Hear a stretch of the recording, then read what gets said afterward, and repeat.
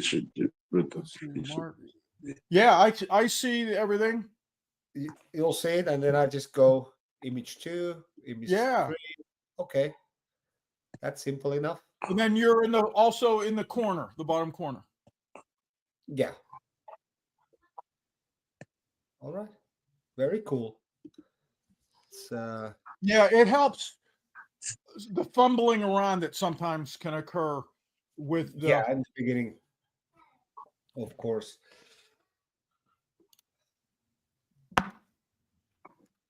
And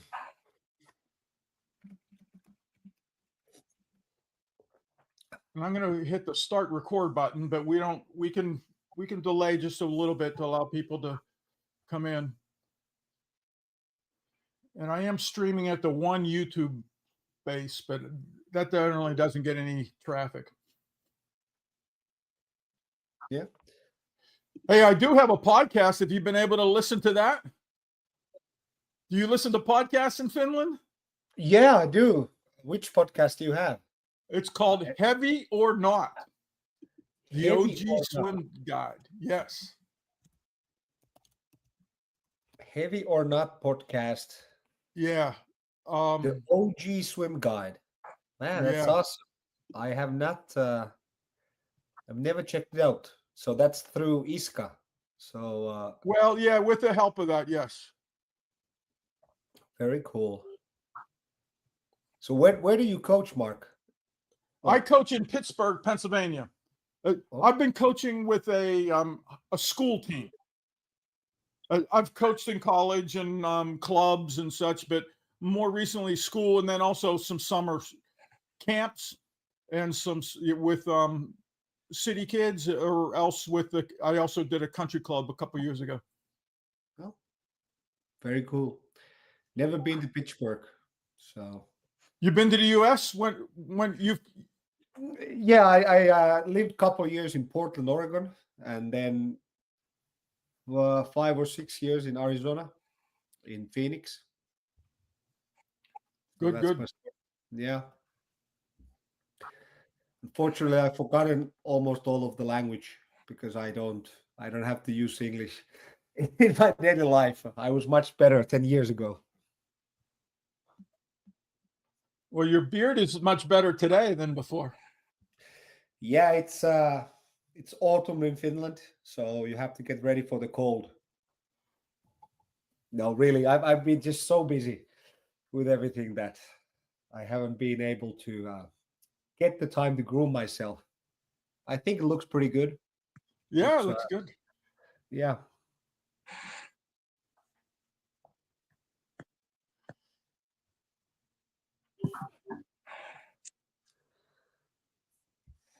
And then the other thing that sometimes helps is the view.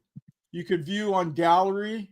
It's at the top of the bar, or you could view on the active speaker or the audience view. So that sometimes, but either way, when you present, the slides will be visible, and then your face is on the bottom. Okay. Just tell me if something is not showing appropriately. I think it's okay. We will. Yeah. Always the most important thing is probably to hear me, because the slides tell the story, but I'll try to expand with my words. And then everybody else, you can use the chat feature and ask questions or tell us where you're from. We can interact a bit on chat. It's sometimes very enriching. Yeah, and if you guys have any questions that pop up to your mind, so of course, after my presentation, you can ask them verbally, but you can also put them in the chat, and I'll answer anything, because I'm sure I forgot to mention something that might be of interest to you. Okay. Good evening, good morning, and good afternoon. Okay. Can you hear me, guys? Yes, Dennis, we're good. Hello, can you hear me? Okay. Yes, coach. Welcome to the UCSOC. And we are now having our session on Masters of Coaching in breaststroke from our consistent speaker, okay, from Finland, where he is a national coach of Finland and also uh, a foreign coach of UAE before, okay, and he had been given an award by the UCSSC as one of the top speaker of the year 2025. Let's give the floor to Coach Eetu Karvonen of Finland. Coach, the floor is yours. All right. Hey, everybody. So today we'll actually talk about something that's very interesting to me, and I kind of remember with the fondness. So we are discussing about my greatest success of coaching Matti Mattsson, a Finnish swimmer, to Olympic bronze in 2021 Tokyo. And we will go through some example practices, some progressions, but especially the ideology or the philosophy behind the training that he did. And if any of you have been present in my previous lectures, you can definitely see that this is quite different because we are not talking about how to develop anybody. It's more of a how to take an elite athlete to an even higher level. So first of all, I think we need to set the stage a bit on the story of Matti. But yeah. So those were the goals again for this place. But I want to mention right up front that I don't want anybody to copy my program because, like I will probably repeat multiple times during this lecture, is that I have never coached anyone else this way, and I probably never will because Matti is a very unique individual. Of course, Olympic medal probably necessitates that you are different somehow. And again, I don't really think there's really anything magic about the program. It just allows a very motivated swimmer that's already on a high level to really get after it day after day after day. And the magic in the end is in Matti and not really me. But now, just to set the stage. So the story goes that Matti actually is probably the most talented swimmer of all time in Finland. And way before I started coaching him, he actually got a world championship bronze medal at age 19. So this was in 2013. And he was kind of known in Finland for his old school methods that I am also a proponent for age group swimmers as well. So very high volume, like 3,000 kilometers per year kind of training, but not really with any kind of planning, just hard work. And I was still kind of in the swimming game mainly in the US at the time, but I would hear all of these crazy sets that he was doing, 10 times 300 breaststroke and 4,000 meters of kicking and all of that. But unfortunately, what happened with him and what happens with a lot of talented swimmers is that they didn't change the program early enough, and they were basically hitting their head to the wall with his old coach for 3 years. And every year he just got worse and worse and worse. And then finally, after 2016, he was pretty much the only medal candidate.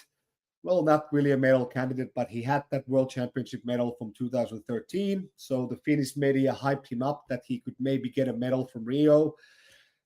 He was 16th. He was publicly really humiliated by that. Really said that, okay, this guy can't take the pressure, the usual stuff that the media will say.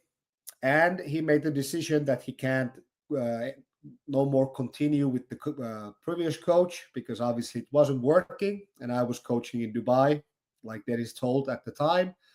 And he gave me a call and asked me if I would move to Pori, Finland, which was quite a bigger change from being in the US and then in Dubai.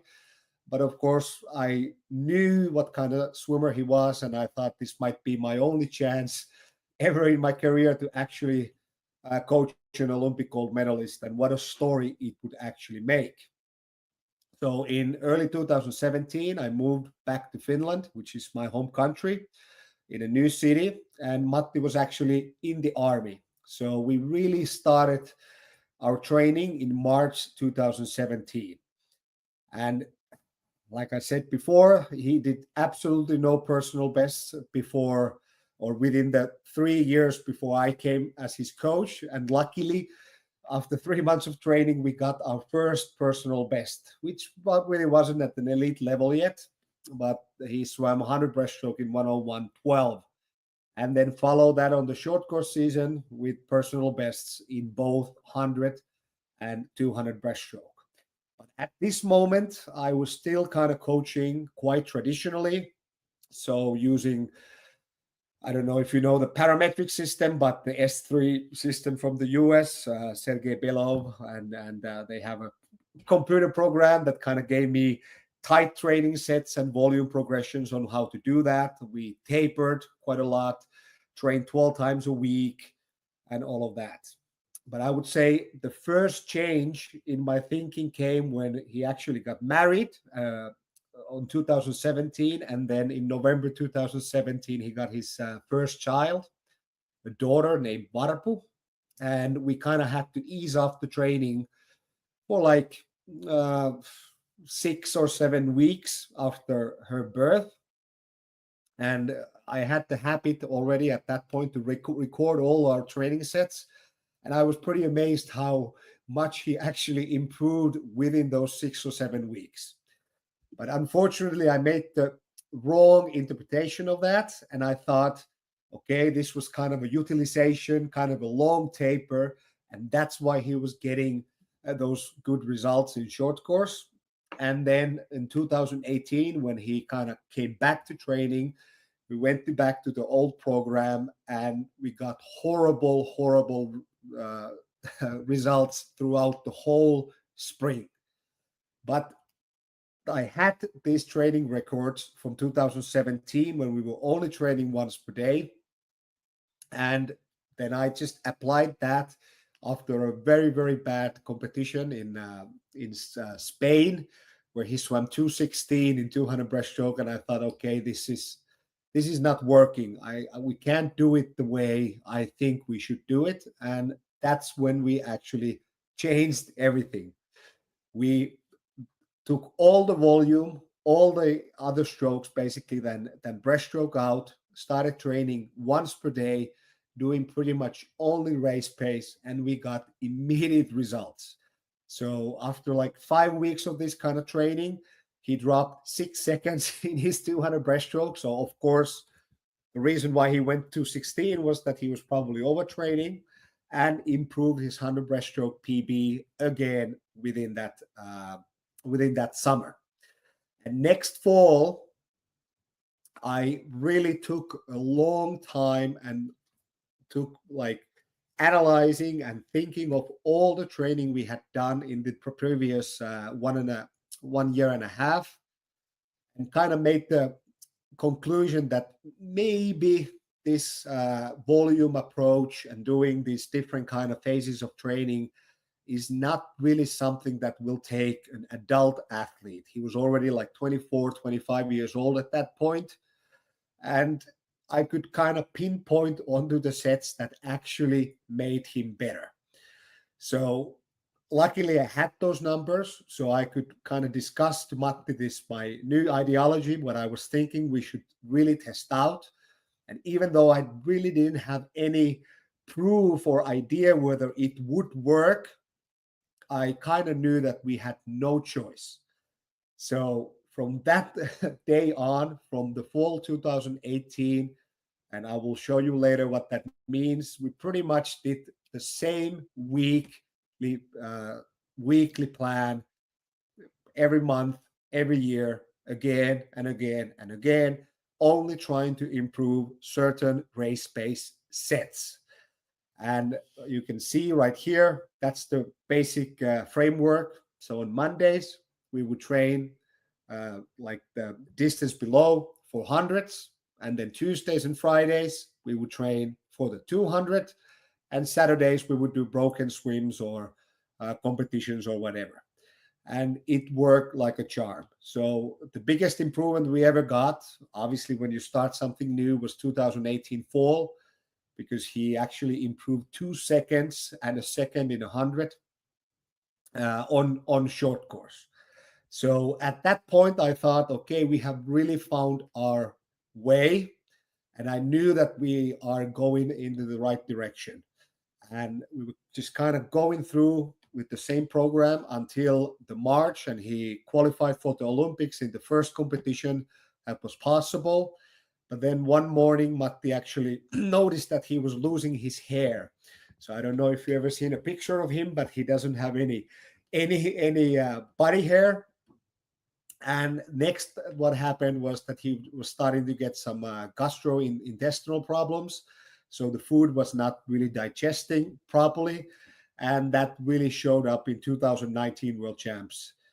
And on top of that, during the flight, when we were flying to South Korea, he injured, well, probably he was already injured his back, but he had 2 slip discs in his back, and he swam embarrassingly low, like 4 seconds slower than he did in mid-season. And then we obviously went to the doctors and tried to solve what was the problem. Why was he losing his hair? Why was the food not really keeping inside his body? And they actually diagnosed him with various autoimmune diseases, which were alopecia and celiac disease. So he needed to change his diet and also accept that he was going to be bald all his life. So that was probably the reason why the next fall was quite hard. It didn't go really the way we wanted, but he was still able to improve his short course results with 58.0 and 204.6. But unfortunately, because he swam so badly in 2019 summer, he was cut off from the federal program that was paying him salary. And also all of his sponsors went away. So we had to start to discuss whether he should go to work, or can his wife's salary actually maintain his lifestyle where he can really push on the swimming. Well, the next setback was, of course, COVID, as it was probably for everybody. And we were actually doing a 4-week camp in Thailand in February and March of 2020. And we just got from Thailand to Finland in time. So we could actually still fly back from Asia. But as we get back to Finland, we noticed that all the pools were closed, and there was not even a training place for Matti. The pools still had water, but we could not access the pools. And the only pool that we could find was actually in a local spa, and that was like a round 10-meter pool. So we trained in that for 3 months because we actually thought that Olympics were on and we had to get ready for that. But when the Olympics were canceled, we immediately started a vacation. And I wasn't really sure if Matti was ever going to come back from that vacation, but he took about 8 or maybe even like 10 weeks off. And I think this was probably the best thing that ever happened to him, because he was so talented that he started going to European champs every summer when he was like age 16. So this was his first vacation, like summer of free from swimming for 11 years. And also this was vacation for me. So I really had the time to think and reflect. And I kind of sold this program to Matti, saying that, okay, this is the program that we're going to do. Okay, we're either going to win Olympic gold medal or we're going to fail, but who cares? Everybody already thinks that you're has-been. You got the medal when you were 19 in 2013. That was 8 years ago. So nobody is really expecting anybody from you. And what we did was that we dropped the volume even more. So we only trained through Monday through Friday. 100%, I would say, especially during the fall, was race pace. All the aerobic work, all the auxiliary work was done on dry land. And that's pretty much what we did the whole year. And you will see on the next slide that the improvements were quite amazing. So, of course, there was no competition in 2020 in Finland either. But then as we reached 2021, that became our best year ever. So first in February, and was also the founding ideology of this program, was that you need to get better constantly. No tapering for any competition, not even Olympics, just like a small peaking phase where you try to get a bit faster.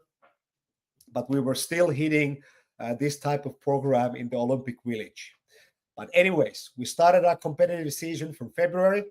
Immediately, national record in 100 breaststroke, 0058. Then in 2 months, we had another competition where he finally broke his 200 breaststroke national record PB from 8 years ago with 208.51, and also another PB on the 100 breaststroke, 0046. Then like 3 weeks later, he further dropped the 100 breaststroke, first to 0008 and then 59.99 in the semifinals of Europeans. And in the heats of Europeans, 208.43. In the semifinals, 208.26. And in the final, he wasn't quite breaking his PB, but still faster than he had ever done prior to this season. And as we went to Olympics, he didn't break his personal best in the 100 breaststroke, but you can see that in that 59.99, he took 17 and 21 strokes for the lengths. And in Olympic heats, he actually took 14 and 16 strokes. So his efficiency was majorly improved. Then in the heats, not the personal best, but almost. In the semifinal, 208.22. And then in the final, 207.13 with the bronze medal. And in my mind, had he started a little bit easier, he at least would have got a silver, possibly could have won that, but it was an Olympic final, so he couldn't really contain his excitement of the race. So the first 50 was way too fast. So that was kind of the background on the story on Matti. And here were the founding principles when we were getting ready during that year. So the idea, and again, this will come more clear as we go through, was to shift certain velocities, so his race pace velocity, toward aerobic metabolism. So meaning that if you can at first swim 650s at a certain pace, our only goal in training was to extend that ability so he could swim 2050s, 3050s. And for me, the hierarchy of qualities that we needed to improve on him was psychology. So we were basically talking about the Olympics, the racing, the tactics, the way he should breathe, the way he should think every day in the pool. The next was skills. Of course, he was already very skillful, but if we couldn't hit the tempos, the stroke lengths that we desired, we would just not really train on that day. So that came first, even before the pace or the hardness of the set. And of course, physiology was somewhat important, but really, if he was not mentally there, he was not motivated, he was not able to swim the way that we wanted, it didn't matter what the set physiology was. A second founding principle was just improving his 100. So raising his velocity ceiling. And again, this needed to be done with the competitive technique. So because he doesn't swim the 50 and the 100 is a very afterthought, we wanted to learn how to swim faster, but with the 200 kind of type stroke rate. And with Matti, this is always, of course, the limiting factor because his 100 is way worse than his 200. And within this framework, I wanted to guarantee that he would actually improve, to make it as transparent as possible. So he would know every day whether he improved or not.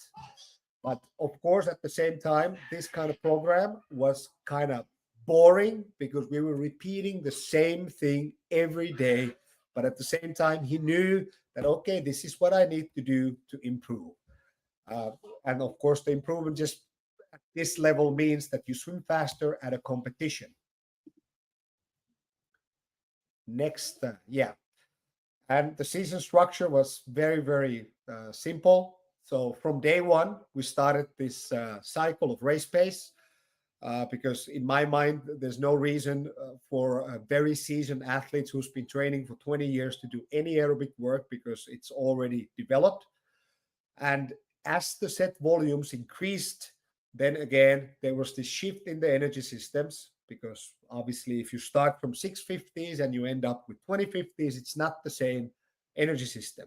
And that was the simple periodization because you vary the distances according how the swimmer is actually improving. That becomes like an auto-regulated periodization, meaning that it just kind of lives how depending on how the athlete is actually adapting. Okay, any other training that we did was just to support to make him better at the sets that we wanted to develop.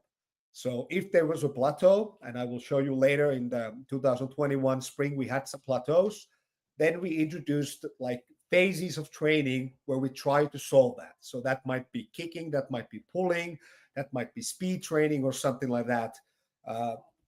But only for like 3 or 4 weeks. And it wasn't done in an effort to make his kick better. It was done in an effort to make those sets again go forward. And then before the bigger competitions, basically only Olympics, we did like a 3 or 4 week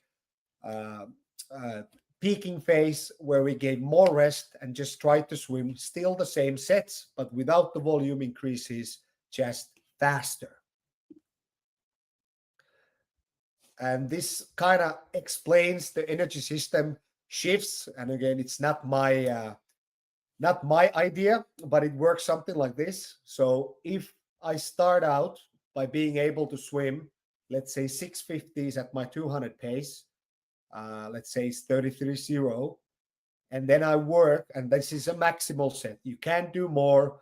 You're completely fatigued after this set. Then it would be classified as speed or maximal endurance. So you had high lactate, high fatigue. It's very, very hard for you.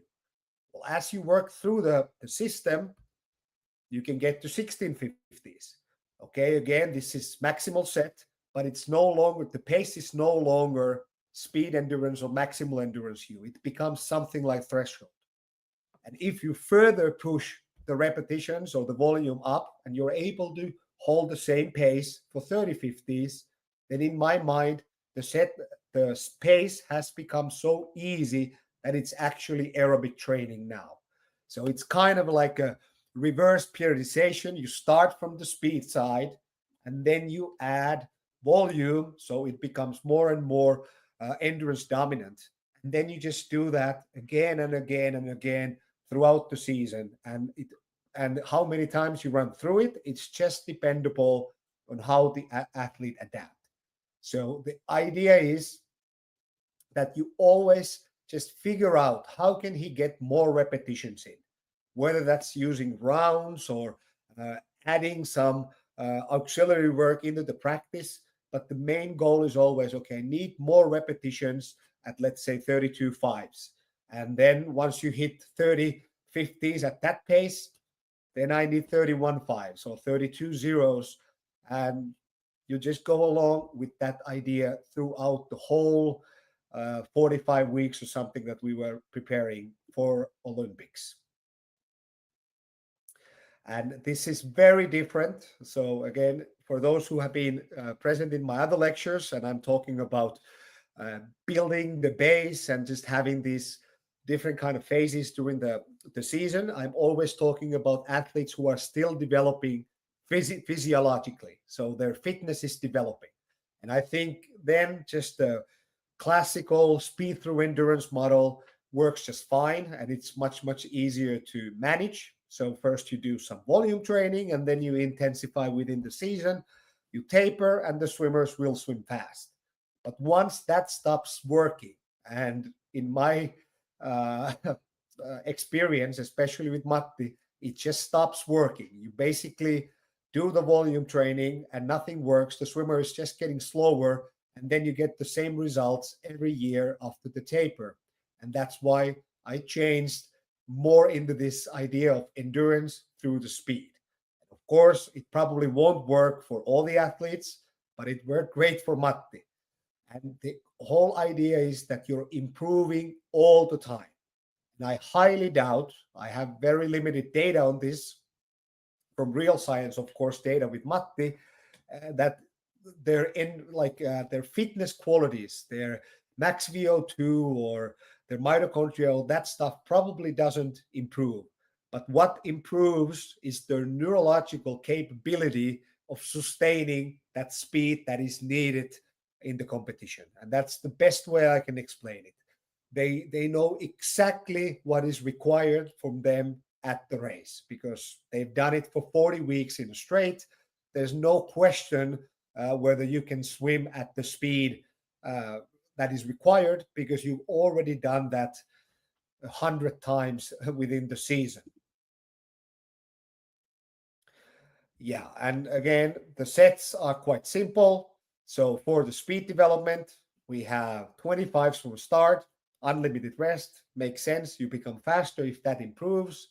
Then we have 25s with a very long rest interval. For me, this is the basic speed development set. And again, if you're swimming or getting ready for a 200, you should do those with the 200 technique. So they're not like maximal sprinting. They're more for the skill of learning how to swim fast within your stroke, especially in breaststroke and fly.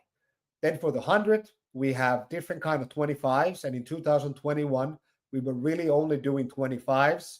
So 25s with a work rest ratio of 1:2 or the 3. And in my mind, that develops the first 50 and it correlates quite nicely. So you just double the time that you can do for repetitions, and most likely at the competition, that's the velocity that you can do. Then you have for the second 50, 25s on a shorter rest interval, so 1:1 work rest ratio, and that's for the second 50. Well, after 2021, I kind of removed all these 25s. I think they're kind of useless, and now I actually do just 50s on like 1:4 work rest ratio. So if you swim in 30 seconds, then you rest for a couple minutes, and this seems to correlate even better and improve even better than using the 25s. But at the time, we were using 25s. And then for the 200, very simple. You do 50s with one-on-one work rest ratio. And for me, this is kind of developing the middle 100, the second and the third 50. And then as you push the rest interval even lower, so you're resting less than you're working, then this starts to improve, especially the third 50 and somewhat the fourth 50. But for the fourth 50, I think you need to do 75s and 100s. And this is something we really didn't do in the year of Tokyo, and other than just before the competition. And now I think we should have done it maybe once every 3 weeks or 2 weeks to improve that last 50. And again, this is extremely simple, but in my experience again with the adults, the more simple you can make it, the more motivated the athletes are because they can see their improvement constantly, and the better results you will get. And then we can actually start seeing the practices. And I have marked down our warm-ups and stuff, but the reality with Matti, and again, at the time he was 27 years old, he could do whatever warm-up he wanted. So usually I had the group, I put the group warm-up, but I would say 95% of the time, Matti did something that he wanted.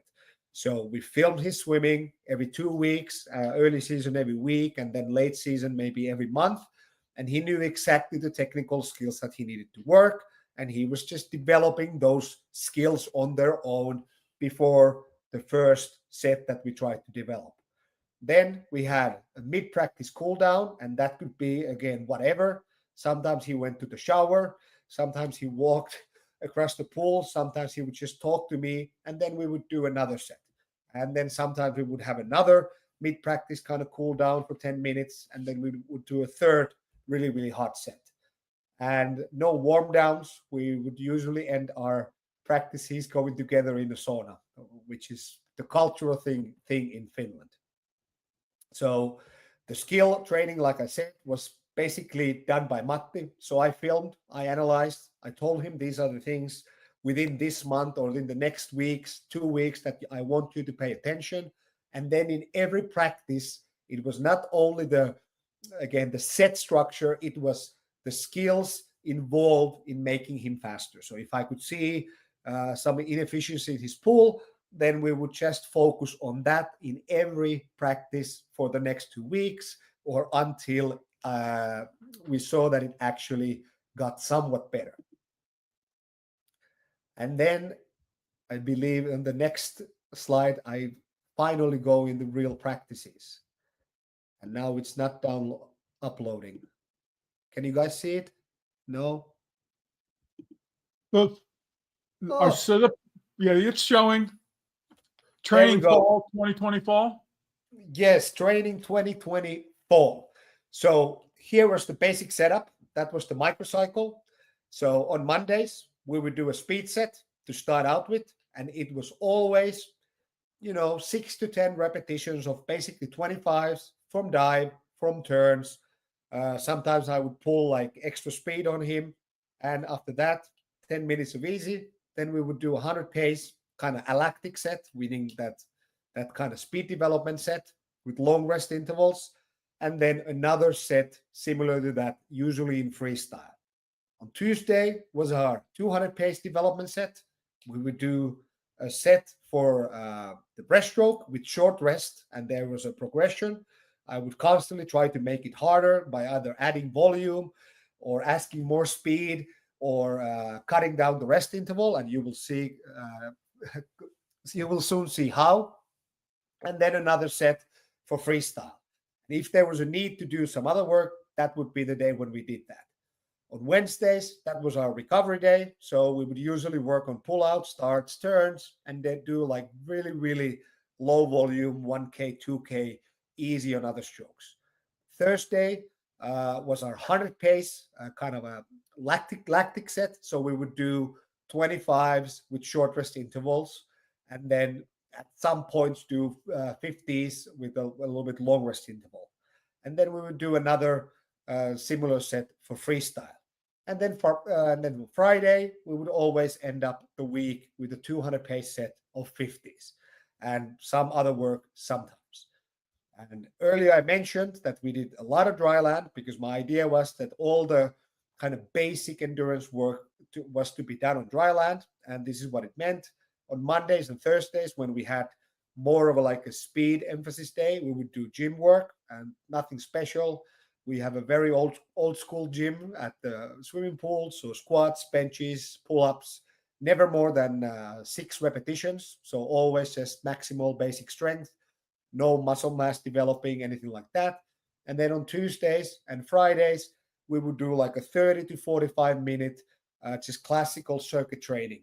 And there was also a progression of that, starting the season, doing 30-second work, 30-second off, and then going 45 seconds work, 15 seconds off. And then as his fitness improved, we would just go basically 30 minutes without rest, all kind of different exercises.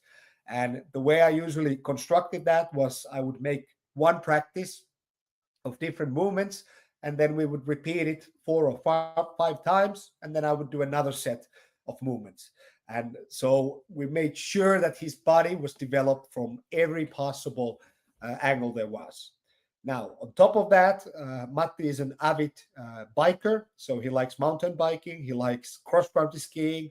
So on weekends, he would usually do at least 1 hour of those activities, but sometimes it might be like 4 hours of cross-country skiing in the forest at the very, very, very, very low level. So that was basically the aerobic training that he was doing during the whole 4 years that we were going towards the Olympics.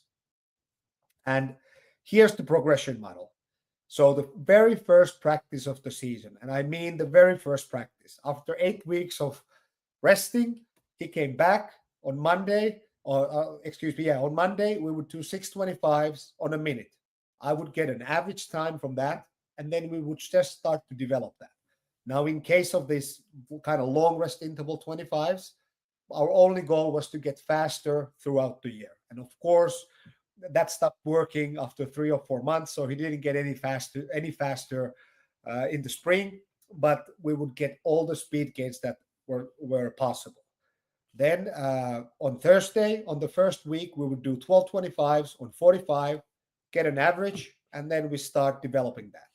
And then on Tuesday of that first week, we would do 650s, just all out on a minute, and we would get averages, the stroke counts, everything. And at the time, we didn't have money for heart rate monitors or lactates or anything like that. Now we also would take those because I have access to this kind of sports science stuff. And then,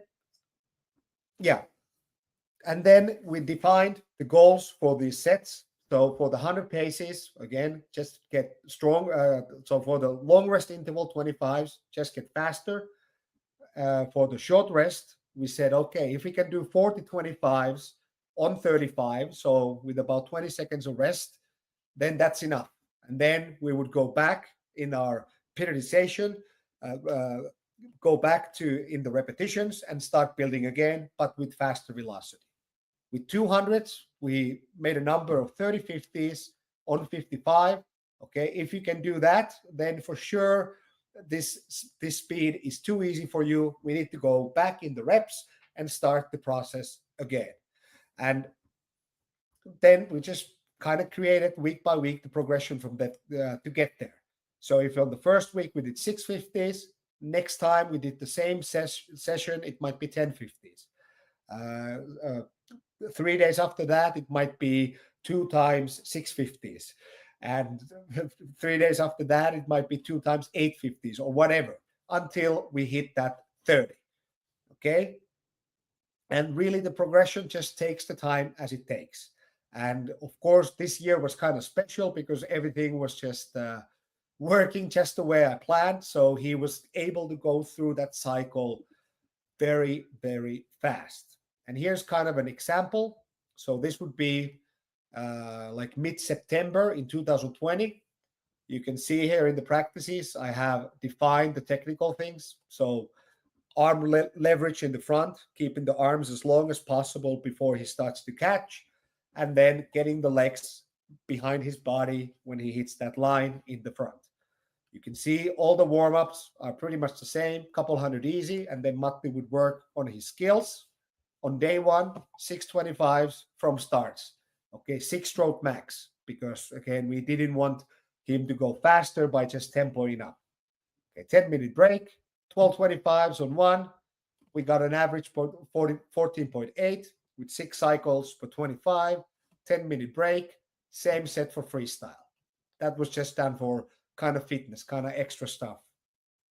On Tuesday, we would come to the pool and do 2 times 1050s breaststroke on 120, averaging 33.6, doing 5 cycles going that way in the pool and then 6 cycles coming back. And these are all short course pool, by the way, all of these. We rarely have access to long course pool, so we're training on short course.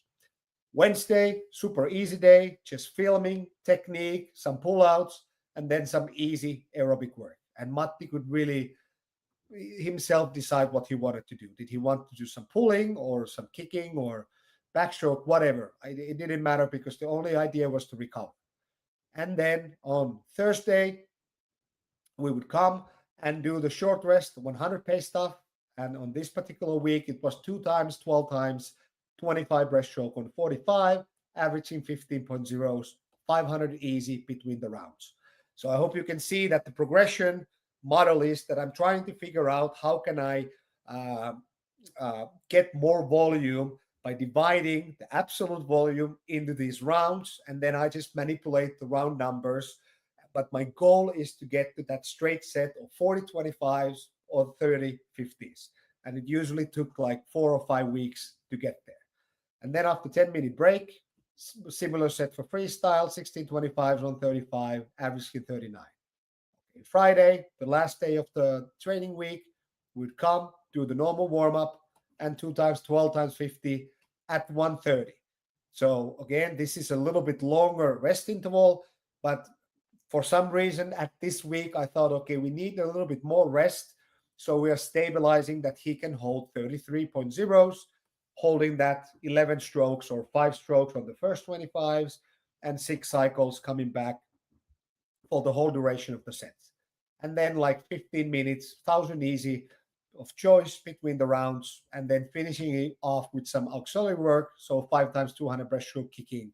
But that's just kind of easy, just focusing on the technical things that we saw that was necessary. Well, 2 months later, you can see that the week is exactly the same. But on the first practice, you can see that we have progressed into 425s, and then we're doing some turns as well. But while we were hitting, I think, 14.5s here, then 2 months later, he's doing the same exact set, but with 13.6s. He's also improved in freestyle. But especially this 50 stuff, you saw that the last set on September was 2 times 12 times 50 on 130 into 33.0, and we just continued the progression, and 2 months later he's doing 2 times 950s on 55, hitting 31.7s. So that is massive improvement. So I can be quite guaranteed that when he goes to a race, he's going to be swim faster than in September. And of course, we hopefully remember that he took the whole July and almost the whole August and some of the June off from swimming. So that's why he was kind of sucky at the beginning. Then Wednesdays, we kind of stopped doing any of the technical stuff because he needed to rest after hard 2 days. So it was just like 2.5K of easy swimming, doing different strokes, no breaststroke at all. On Thursday, we have progressed. Last time it was, I think it was 2 times 12 25s on 45, hitting 15.0s. Now he's progressed to 30 25s on 35, averaging 14.1s. And then we also have improved tremendously in the freestyle, and we already hitting that 40 25s with almost exactly one to one work to rest ratio. So full set. And we didn't really care about the freestyle. It was just kind of like something extra, but we had the same progressions on freestyle as well. And then you can see the exact same 2 times 12 50s. He is holding 1.2 seconds faster than 2 months earlier with 35 seconds less rest. So he has improved a lot. And if you get this whole lecture, you can actually see all the sets that we did. We started in August.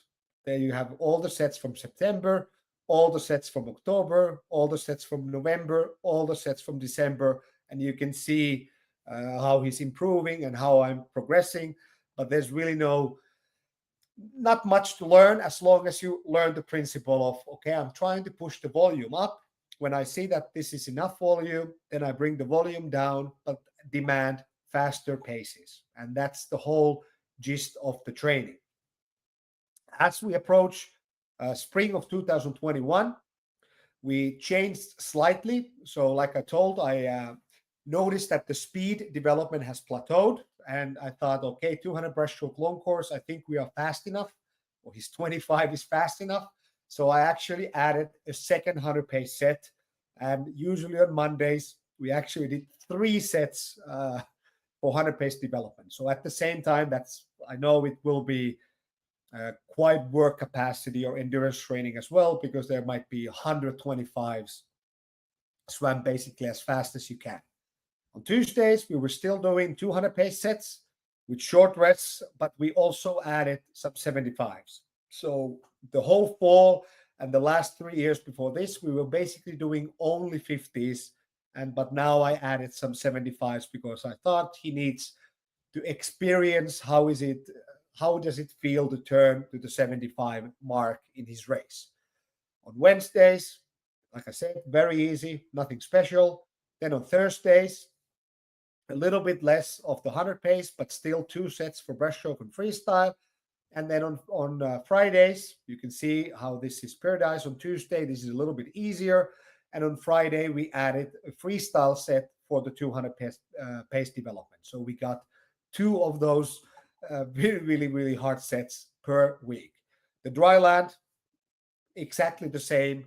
At some point around May, we also dropped this Friday and Tuesday work because I thought the guy was probably fit enough to get even more recovery, so we could progress faster in these race-based sets.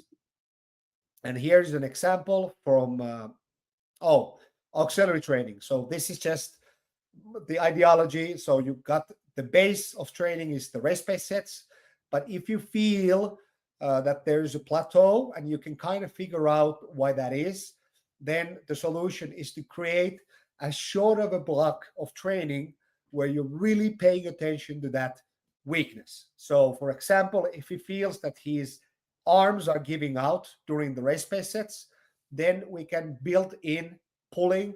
Let's say you put the drag socks into your hands and combine that to the race-based sets. So you're demanding even more from the arms for a little while. Well, alternatively, you can just kind of program this kind of, let's say, isolated work blocks where you slightly remove the race-based sets and work on whatever the weakness is. So if the weakness is kick, you can do a 3-week kicking cycle, which we had to do during the spring, where basically every day we just worked on kicking because we felt, or Matti felt, that his legs were failing him in the race-based sets and also in his races. So then we addressed that. So again, this is not a religion. You have to be, or I had to be aware of what was actually happening and try to solve any of the problems that might come up from doing basically the same stuff all the time. But now you can see the practices from the spring of 2021, and these are quite insane as a pace. He's never been able to reproduce these since.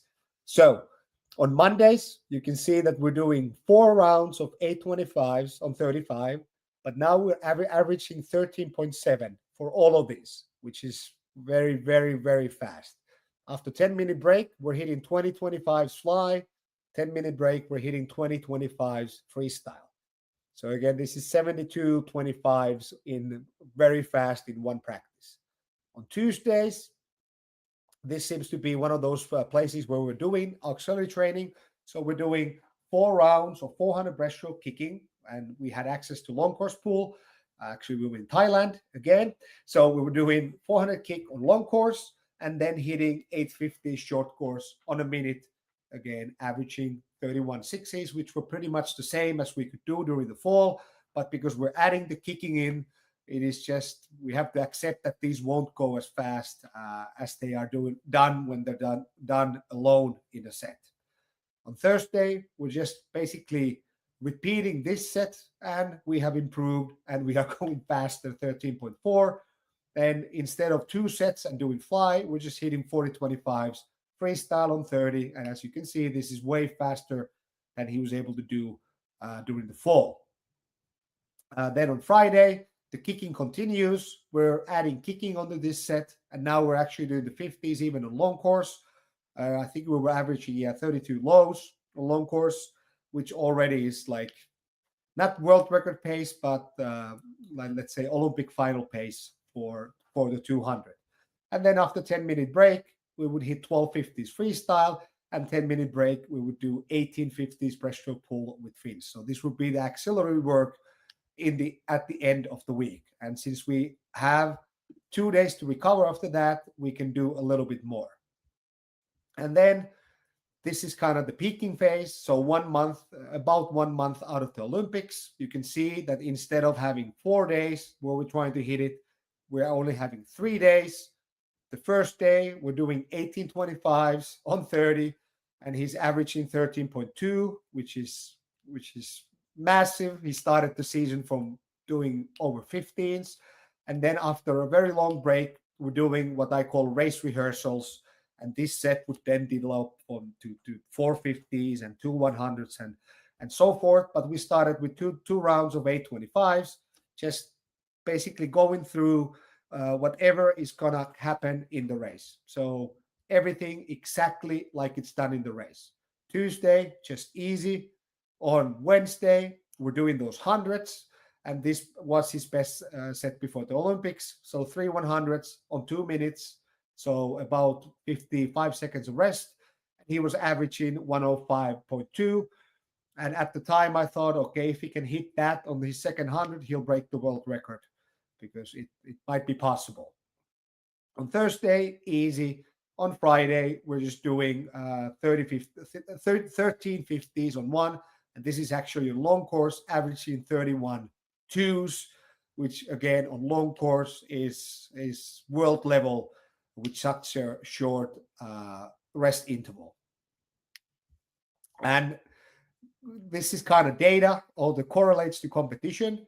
So again, every day was about the race. And I think, again, the psychology was the most important. I needed to motivate Matti to be at the absolute highest level he can every day when we actually practiced. And here you can kind of see the correlations. So the first 50, it not directly correlate, but you can definitely tell that as the years went by, you can see the other years when he wasn't that successful, I can see that he couldn't hit the actual times that he was able to do in 2021. In 2024, he was actually able to surpass that, but unfortunately, he was sick at the Olympics, so we never saw that what he could have actually done. But it almost lined up perfectly. So those 3 100s, he won 105.2 was the average time for that. And his second 100 at the Olympics was 106.2. But I believe this first 50 of 28.96 was way too fast for him at the time. And it doesn't correlate exactly with these times that we have here. So had he started a little bit easier, I think he could have hit this in 105 low, which basically would have mean at least a silver medal. But we will take the Olympic bronze medal as well. And I think this kind of correlation is something that all adult coaches should do because, of course, whatever the philosophy of training, you need to have a way to see that what you're training is actually making you better at the competitions. And for me, this is the main thing. And here's just kind of a practical takeaways you can do that, okay, you need to improve. You don't want to be stupid. So if something isn't working, then obviously change the course. And very often just resting for a couple of days, like in Matti's case, taking the Saturday and Sunday off. I think this was the key for his improvement because he's a big guy. He weighs almost 100 kilos and he's 2 meters tall. So he needs more recovery than, let's say, more normal size human beings. Okay. You need to stop. So the practical takeaways really for me is that if you're going to test out this kind of training, you need to stop the training if the athlete cannot maintain the desired speed and especially on breaststroke, the desired technique. So basically the stroke count that we have defined for the set or for the speed. Because if you are looking at it from the perspective of hard training, you're doing it wrongly. You're training and loading the technique and all the skills required in the race and not really the training hard comes from holding your technique exactly as you want it at the race. Okay, before every practice, you have to ask yourself and the athlete or use some recovery tool to see if the athlete is ready to perform better than last time. And that should be the expectation. Of course, sometimes it won't happen. When it's a good season, it happens all the time. And when it's a bad season, unfortunately, you kind of know that this is not going the way you want because the athlete is not able to adapt at the rate that you have kind of set out. Yeah, and only do good practices. And I think this kind of sums everything up. So the idea is to get better all the time. And the way to do that is just to beat the performance that you've done before. And when you are doing it this way, the individualization and creating the microcycle, the week, and the mesocycles are quite easy as long as you believe the data that you're collecting. So there's no idea of doing this kind of hard training if the athlete is constantly getting worse. So he needs to actually get better all the time. And then once you figure out how you can make the athlete better, or in my case, how the Matti got better, then it felt easy at the time because I had the recipe for at least that 1 year of how to actually develop him. Well, then the questions, okay, what would I do differently? And Matti is still swimming. He took 1 year off and now he's back, but he's 32 or man, yeah, 32 years old now. So I don't know if we can still improve, but I would definitely add more rest. So I'm not sure if we got any worse results if we had taken, let's say, 1 more day out of the week and just do easy practices. Because right now we were pushing it super, super hard 4 times a week. And I think 3 times or even 2 times per week might be enough. Of course, you need to train on the other days, but those can be more for recovery and aerobic development or maintenance in the case of a 30-year-old athletes. I wouldn't use the round system anymore, and especially the 25s, because the problem is that the type of swimmer like Matti, who has a very, very high work capacity, when he's doing this 500 easy, he could basically continue forever. He could do those 25s for the whole day when he's in shape, and that's not the idea. The idea is to actually challenge the swimmer. So I think from now on, with Matti, I will just use straight sets and see how that goes. Also, the goal numbers were way too high. I don't think you need to do 40 25s or 30 50s.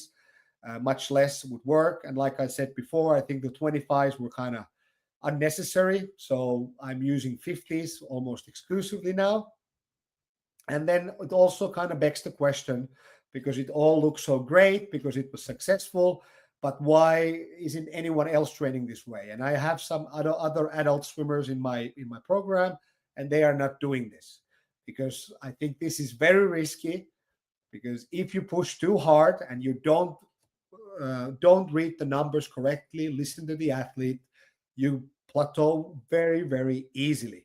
So you have to believe the process. You first of all, of course, have to believe into this program for it to work, and then you need to do it correctly. And correctly means that when you are not able to push yourself better than you did last time, then you just shouldn't do it, and you should rest and swim easily. Okay. One of the things for swimmers is very hard is that the volume is so low. So on some days we would swim less than 2,000 meters. So when they come from a culture where you're swimming 15K a day, 16K a day, like my swimmers do when they're age groupers, then it's really hard to kind of shift the mindset to this kind of training. Again, it probably doesn't improve any physiological qualities maximally. So I think you need this kind of base. I don't think it would have worked when Matti was 18, but because he had already done all the freaking training in the world when I got to coach him, I think this was almost the only option that he had left for improvement. So in like sport physiology language, this would be utilization training, trying to get everything out of the system that's been built in it over the years. However, something that was very interesting is that we ran this like almost exactly the same as I showed you for 3 years straight. So for like 120 weeks straight, and he just kept improving month after month after month. And of course, we continued with the same stuff for a couple more years, and it didn't work. So maybe from that we could take that it works for 3 years, but not for 5. Although there are some confounding factors there, of course. So now I'll go to the chat and see if there's any questions. And of course, you can ask questions verbally if you would like to. Say the chat has been empty. Nothing speaking up, but I've got a lot of cards on my to ask you some follow-ups, if that's okay. Please.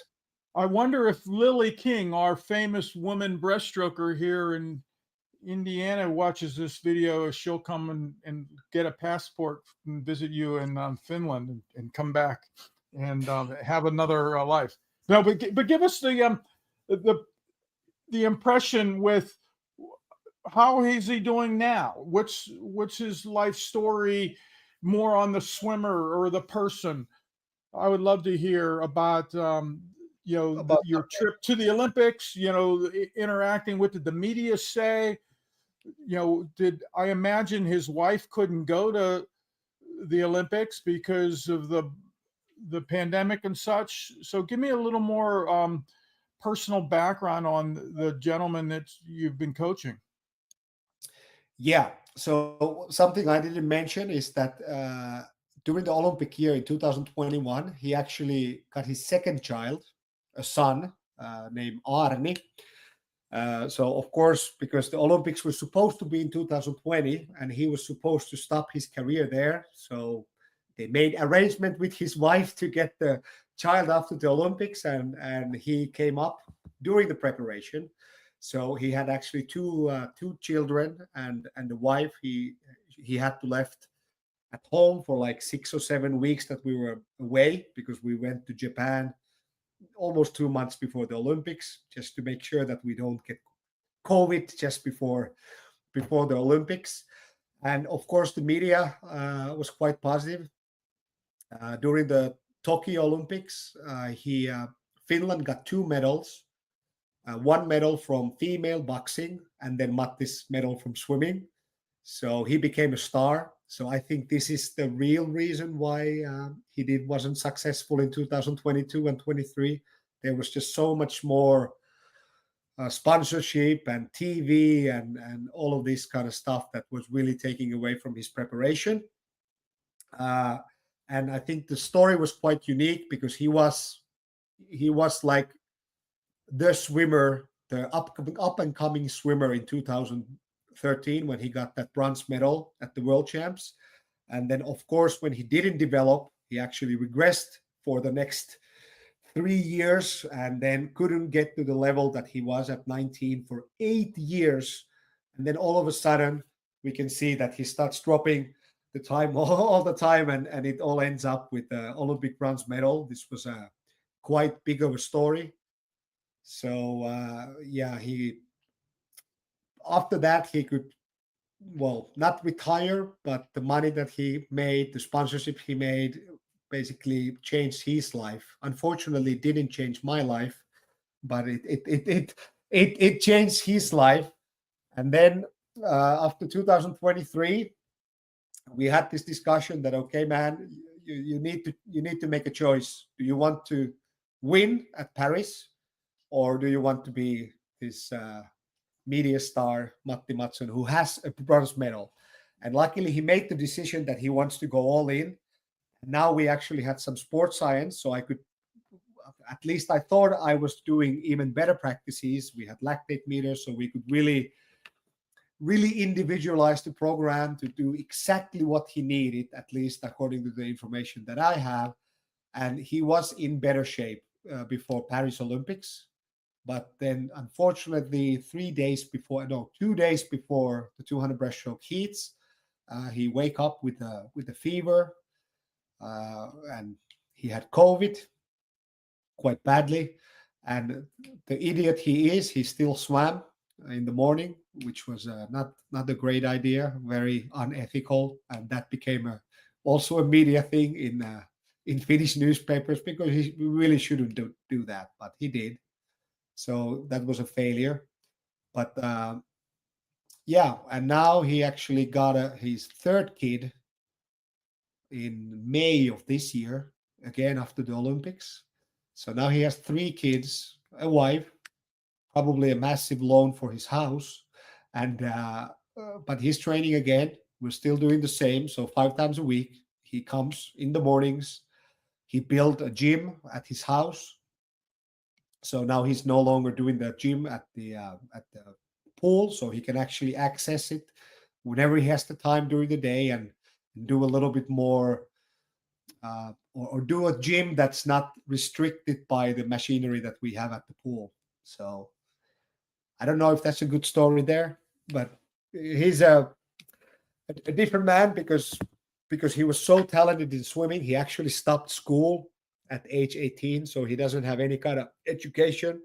He's never worked a day in his life other than swimming, and he's already 32 years old. And I still think that he can improve, but it's all, of course, dependable on how he's able to align his life towards the goal of actually swimming faster. So, looking forward, what are the next big milestones and hurdles on his schedule into 2026 and beyond? Well, the hurdles will come. I'm sure there's going to be some setbacks, injuries, and such. But of course, 2026 Paris European Champs. That's where we're preparing right now. I am trying some different stuff because now there's more technology. We're using form goggles. We're using lactate in every practice, just getting data on how his body is responding to the training. And what I said in the last slide of what I would change, those are pretty much the things that I've changed. So we're only doing straight race-based sets now.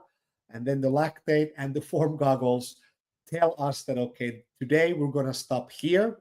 And next time we want to improve these measures within the swimming. Of course, still with the technique, the tactic and all of that, but that's like a new layer of precision in the training. And since he has the funds now, I can have another person at the pool who can take care of all the data analysis and all of that stuff. So I think it's really, really helpful. But yeah, so that's the next goal. But I'm pretty sure if Paris 2026 Europeans are not successful, and I think by success, if he can get under 209, that would be like a successful season for him, because of course he took like 50 weeks off after the Olympics. So that's quite of a rebuilding from now. But luckily he likes that biking and he likes that cross-country skiing, so he wasn't totally inactive and he's not fat or anything like that. So now he's just got back into that training. And one of the things that I do observe, and again, this is more strength to my hypothesis, that these adult athletes who already have the aerobic base, have been training for decades, is that it literally took us maybe 2 weeks of this kind of practice, and he's already almost in the same level from where he started in 2021. Like there's no need to rebuild for 2 months or anything. If you just start with the practice, the body remembers all of the adaptation that it has hold, and then you can just kind of continue almost immediately. So in retrospective from this, and had I known how successful media person he became in Finland, because I didn't, of course, prepare in any way him to get a medal at the Olympics or what happens after that, I would have suggested him to take the next year completely off. I think this would have been a pretty good decision. So that's why after the Paris, we already decided way before whether he will be successful or not. You take the next year off. I don't want to see you at the pool, because you need to take care of yourself and live life as an adult with your family, and then you can make the decision if you want to come back or not. And he likes it. So, and I think one of the reasons why this kind of practice works with him so well is that it's like a game for him. Like last lecture, I talked about having fun in the practice. Somehow this is really, really fun for him to see the numbers from the last time. Also now seeing the lactate numbers.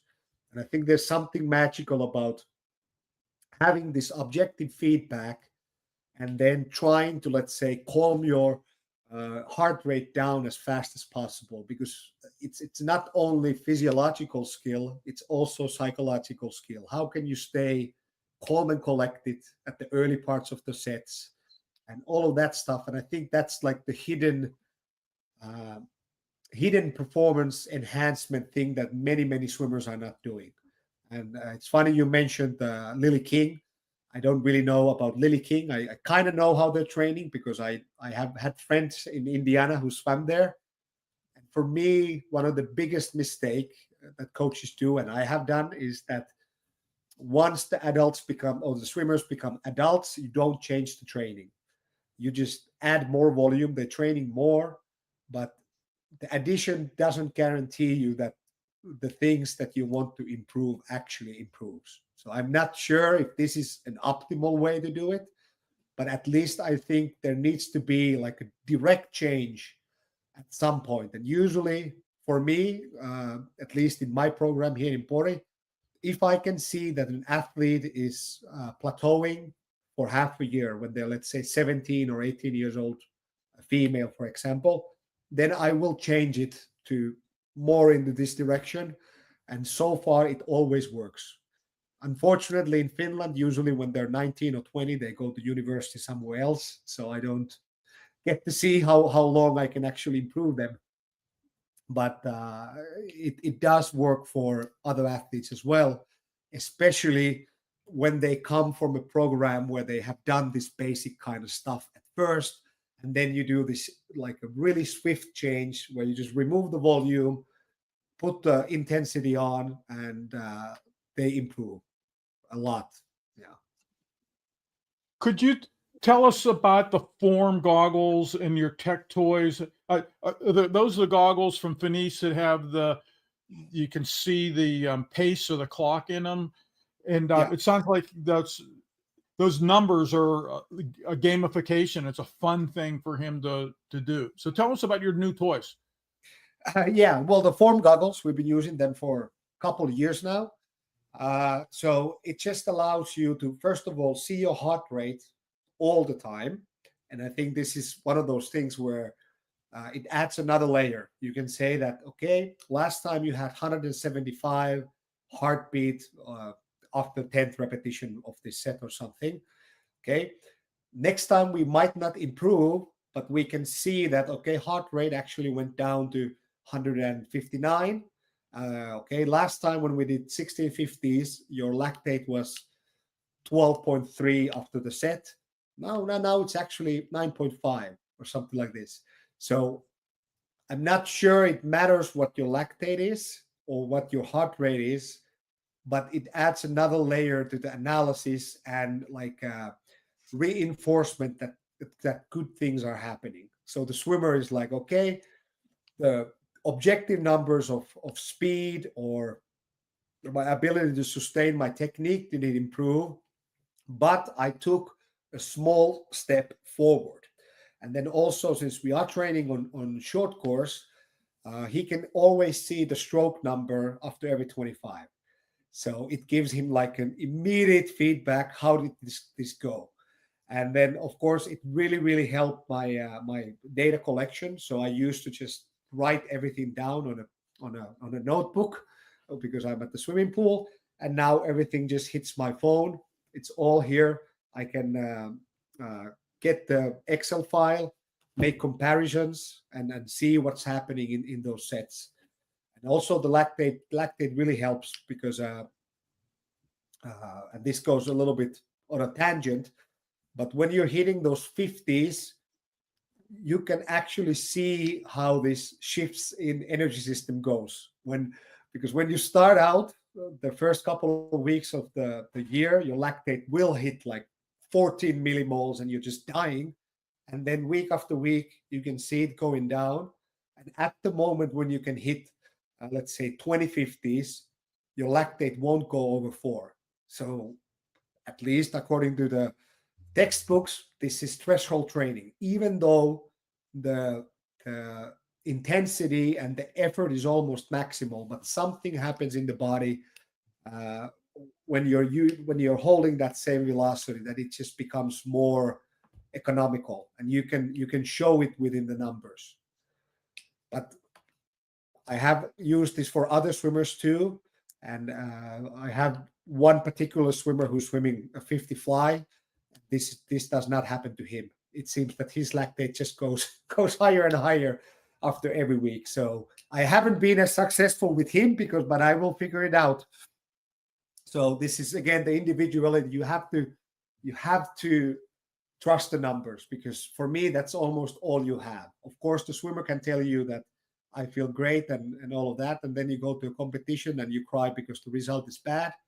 But my whole thinking goes from like, you have to know when you go to the competition, okay, this is going to be my performance. But unfortunately, of course, you also know when the performance is not there, and then it's kind of uneasy, because both you and the swimmer know that, yeah, this is not going to go well, and that might be a bad thing, because it's prophecy. So you're prophesying yourself that it's not going well based on the numbers. So I would say that's the drawback also of this system. Can you tell us a little bit about the prior coach? Is that person still in the area or in coaching? Just and what do some of the other coaches think or do around you? We're all a coaching community. Yeah, well, of course, in Finland, and I was the head coach of Finland until last January, and probably because of Matti's success, I became the head coach. So that's how my life changed a bit.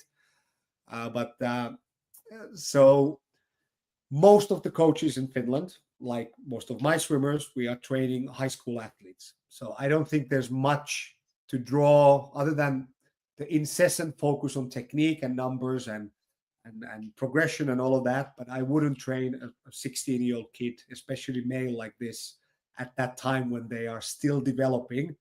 And that's what most Finnish coaches are obviously doing. Nobody does it the same way as I do.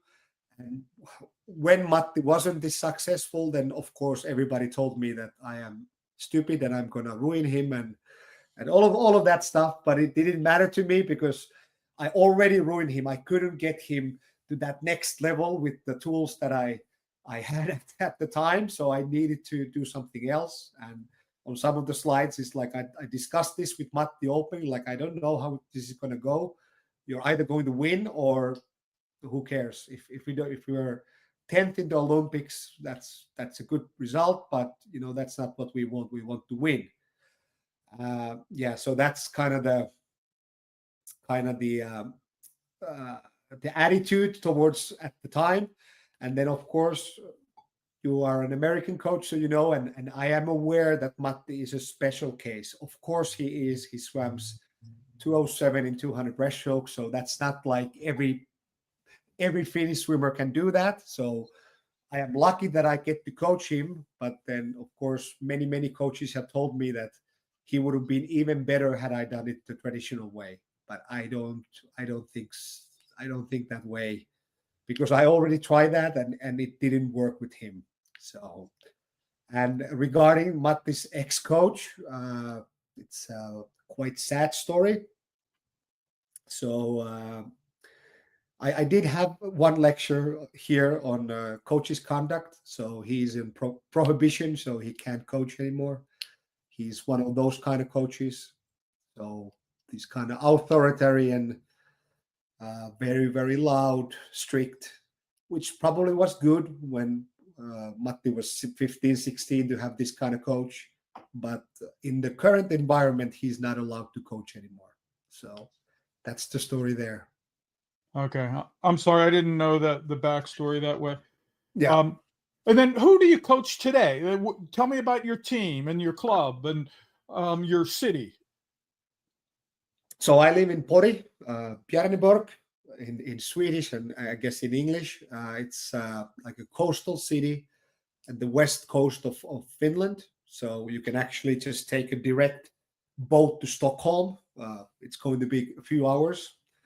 It's a relatively small city. So I think in the city and in the neighboring kind of towns, there's 80,000 people living or so.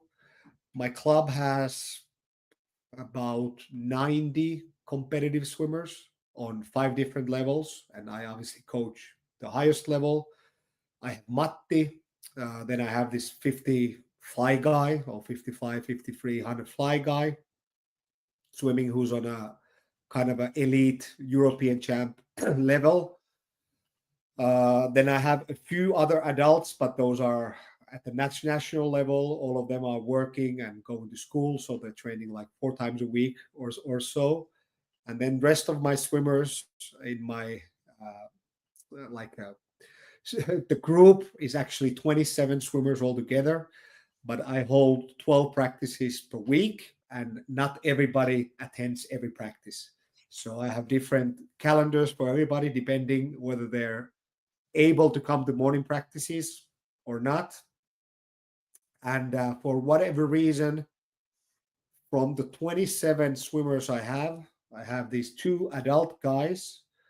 I have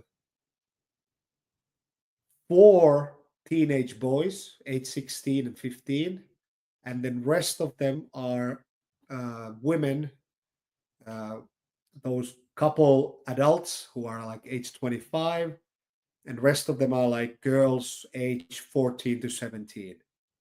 So one very talented sprinter girl who's 26 high in long course 50 freestyle at age 14, sub minute in 100 freestyle, and in a program that where we don't really do any sprinting, but rest of them are kind of national. It's a fairly good team on a Finnish scale, but if you compare it to the American teams, it is not great. And then do you travel as a team? You go to Sweden, or what does your team travel look like? Yeah, well, with the best swimmers, we obviously go to Sweden. We go to Mare Nostrums, and if they qualify, we'll go to European champs, junior Europeans, stuff like that. But most of our traveling is to the neighboring bigger towns, so Turku, Helsinki, Tampere, Oulu. Those are usual competitions, and we hold competitions here as well. We'll actually have a international competition in 4 weeks, Finnish Grand Prix. So if anybody wants to come, you're welcome. There's money you can make actually by winning. Not to even cover your costs or your flights, but it's some kind of a bonus. It's a bonus. Good. Yeah. But then, if anybody else has a question, you can add it in the chat. But we've been keeping you for a long time. So he's a breaststroker. But you talked a little bit about freestyle. Does he ever race freestyle? And inside the breaststroke, he's 200, world success. But what about the 100 and the 50? Yeah, we deliberately do not swim the 50 because whenever we have done that, he actually swims slower than he goes out in the 200. And somehow magically in 100 he can kind of go a bit faster. But yeah, his 100 best time is 59.99 from that year at the Europeans. And in his best 200, he opened 0089. So basically the same speed. So that 100 has been kind of a tough, not for me to open up because I haven't been able to actually improve that. Again, whether I'm sure there's some kind of a genetic thing where he's not fast, and I always tell him that if there was a 400 breaststroke, I'm pretty sure he would be by far the best in the world in that, because his strength is really the distance per cycle. The first 100 of his 200 is close to 3 meters per stroke distance. So that's better than anybody else in the world. So that's his strength. But it is very clear to me that, again, it's more of a dream to beat Leon Marchand. But to beat him, I think he would need to swim 58 low in the 100. I'm not sure if that's possible, but of course we're going to try to get as close to that as possible. And I think this 50s on 2 set again is a small thing that we can add, and we added on the year of Paris, and I thought he improved that quite a lot. And I was really excited to see what he could do in 100, but he didn't qualify in the 100 breaststroke for the Olympics, so he couldn't swim it. Couldn't swim it there. So yeah, that's definitely his weakness, and it has always been. And by the way, 400 breaststroke last before Paris Olympics, we did one race where he swam 400 breaststroke. I believe it was 4:32 long course, just mid-season. And then 20 minutes later, he swam 200 breaststroke in 2:13. And then 20 minutes later, 100 breaststroke in 1:01.4, which is just insane. Like, but again, for him, swimming breaststroke, it's not really hard. So it's not like he's dying hard on a 200 breaststroke. Even when he's going out fast, it's more of like a technical, because he's trying to swim faster, but he just can't. It completely breaks his technique. Wow, those are impressive That performances. was impressive. Yeah. Hey, we want to thank you for sharing, and thank you for your inspiration. I wish you the best of luck in the future with the team. We hopefully will someday come to Finland and talk about the weather and the skiing and hopefully we can. Yeah, you should come during the winter time. It's beautiful with the snow and everything. And I'm not sure where you're from, but I'm pretty sure that the weather wherever the audience is from is more to my tastings. So maybe I'll come to your country. Oh, that'd be great. We would love to have you travel. Yes. Well, keep up the great work. Thanks so much for sharing with us. We'll make sure that this is available for replay. And you did a fabulous job. We don't have the right words to express our gratitude. Oh, So thank you. Really appreciated. Thank you so much. Yeah. All right. Bye-bye. Have a good championship meet too. Yeah. Bye-bye.